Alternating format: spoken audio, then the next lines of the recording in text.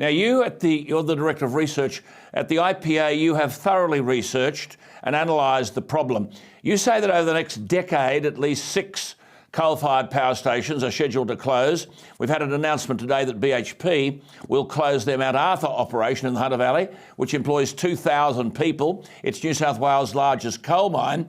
BHP tried to sell it, but they say it'll close in 2030. You've got then Loy Yang B in Victoria 2024 to close, Araring in New South Wales 2025, Callide in Queensland 2028, Vales Point in New South Wales 2028, Yallourn in Victoria 2032, and Gladstone in Queensland 2032. So, Daniel, excluding Mount Piper, that's 6. So you take 20% of Australia's energy generation off the line, out of the market, to eliminate it in the name of net zero. That's right. What we're seeing now is just the beginning. You know, it's very rare in politics or in public policy that you get a glimpse into the future. But what we're seeing happening right now in our energy market is a glimpse into our future under net zero. As you say, 6 coal-fired power stations are scheduled to come off the grid over the next decade, accounting for 20% of our energy generation capacity.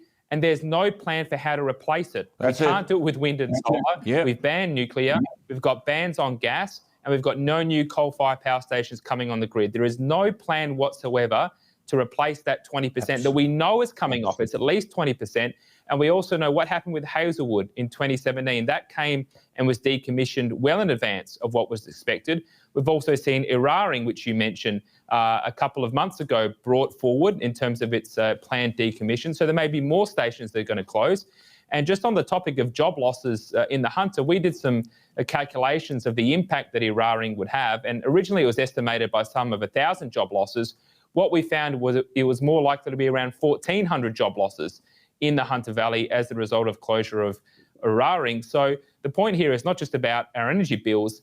Wiping out coal-fired power stations can decimate entire communities which depend upon these industries and the resources sector for their jobs. Don't forget, these are high-paying, stable jobs. 95% of jobs in the coal mining sector are full-time compared to just 2/3 of jobs across the economy. So these well-paid full-time jobs, which are the basis of a community, that's how you can have a family, that's how you can buy a home, that's how you can send your kids to school. They're being wiped out, and we're getting lower-paid, part-time, unstable jobs that are coming into those communities.